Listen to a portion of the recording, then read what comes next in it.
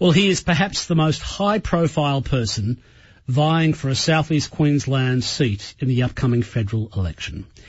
Peter Dutton's seat of Dickson, on the north side of Brisbane, is being targeted from every angle by political opponents and lobby groups who want him gone.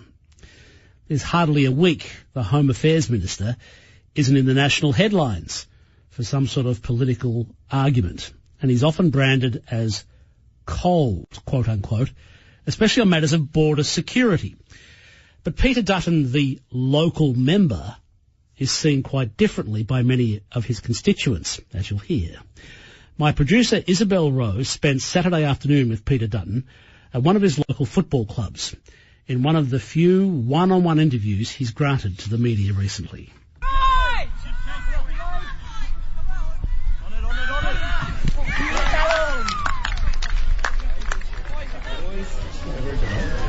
Our secretary. Yeah, of course, Dale. Congratulations. Thank you. I know. Thank you. Very exciting. A far cry from the controversy in national headlines over border security and visas for au pairs, Peter Dutton is welcomed with open arms to the Albany Creek Crushers Rugby League Club. But yes, we've got a few people we'd like you to have a chat to. Dean's coach. Hello, mate. Good. Our biggest issue, and I know it's a political issue as well, is kids dropping out of sport. Yeah, right. The Home Affairs Minister comes bearing money. Ladies and gentlemen, I just wanted to take 30 seconds firstly to say thank you very much for having us back at Crushers. Thank you very much to everybody. I'm here today to announce funding of $547,000 for the club, which will win.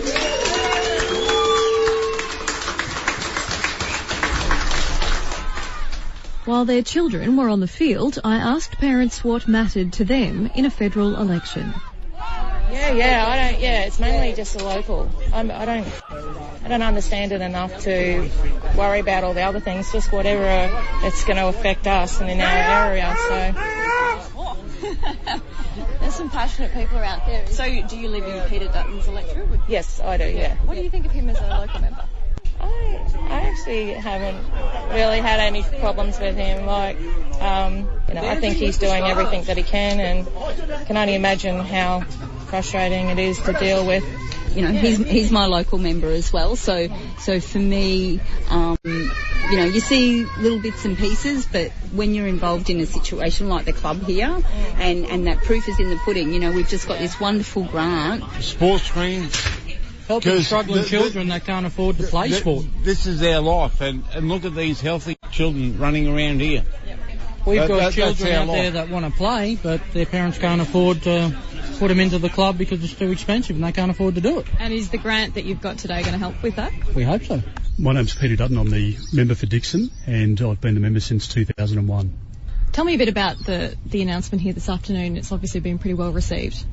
Well, it's a great club, and it's indicative of other sporting clubs where in an area like Dickson we've got big growth right through the electorate, but in particular in areas like Warner West out through Marama Downs, Kalanga. So you get clubs that just have growing pains, and this will allow them to build a proper facility, to modernise it. It's well and truly run down, and it will mean that it's more appealing for juniors to come in.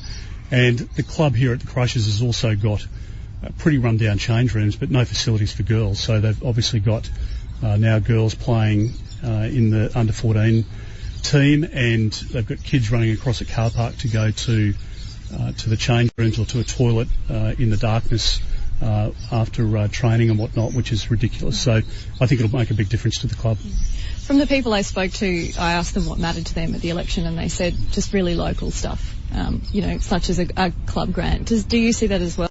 Yes, yeah, I think all politics is local, and people realise that there are lots of things that happen in Canberra and elsewhere, but for them it's the bread and butter of their daily lives. So worried about jobs locally, worried about congestion and traffic, worried about facilities for their kids, and worried about the services, which is what they expect from their local member to be able to have an impact on those issues. With the size of your portfolio, how do you find that time to be a local member? Well, no different to any other minister. So I remember Michael Lavarch, when he was Attorney General, he was a member for Dickson two removed from me, and it's a question of getting the balance right. I've got kids at school and running them around to sport on the weekend as well, and it just means you need to get that time management right and to have good staff on the ground and to have good community connections as well. And over the course of 18 years, I've been able to build up those community connections with community leaders to identify where there are problems, try and address them. But it goes 7 days a week, and that's fine. It's a good job. What do you think the biggest needs are, I suppose, in your electorate at the moment? You mentioned, jobs and cost of living, that sort of thing. The biggest issue I think on people's mind is the issue of traffic congestion. Living in an area like this, you have a commute into the city each day, which might be an hour plus, and people are infuriated when it's the same time to come back home when they just want to get home to pick up their kids or feed their kids overnight. We've made a number of announcements around road fundings, which hopefully will reduce some of that congestion. Is there something you haven't achieved yet that you want to achieve for the electorate? Well, you always want more funding for local clubs like this. You want to be able to get the next road upgrade. So the list, in a sense, just never finishes, and you're always working toward the finish line. You're seen, I guess, in Cabinet as sort of, it's a big portfolio, you're sort of the hard man of Cabinet, and you've got a lot of families in this electorate. How do you explain perhaps to some of the families about, that other aspect of that job you do?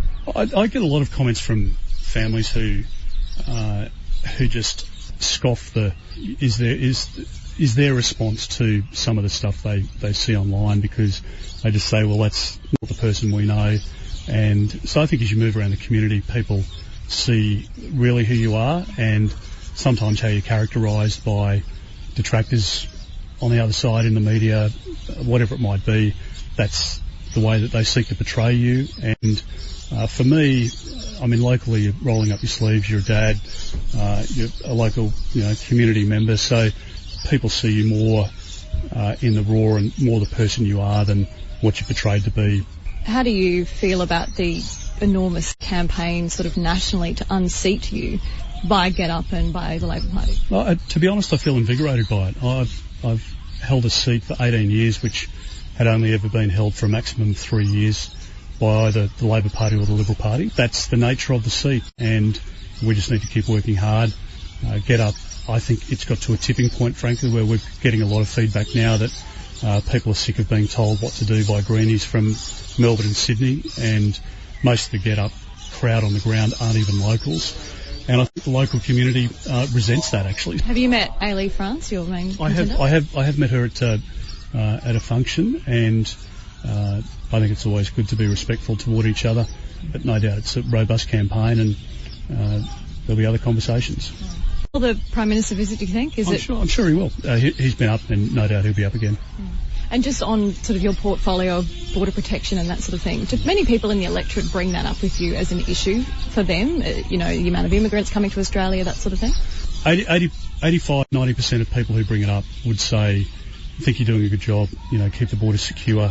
Even Labor voters come up and say, at a place like this, a rugby league club, mate, I'm a Labor voter, but love what you're doing on the borders. And people raise it respectfully, and you can have a reasonable conversation. I was speaking to a lady at Sanford the other day for a quarter of an hour that came up, and I think she went away with a different view when you went through some of the facts and just the difficulty that we're dealing with. It's not an easy cut situation. This is the irony about the Get Up campaign.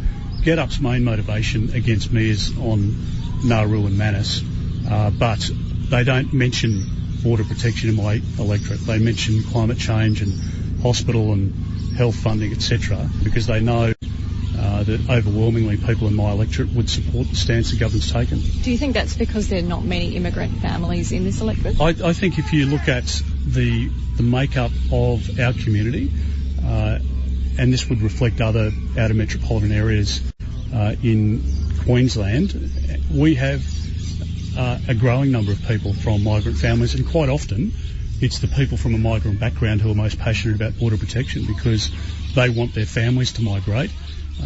They themselves have waited in the queue in some cases for years to get here, and they don't like the idea of people jumping the queue or displacing one of their family members that they would like to see repatriated with them here in Australia.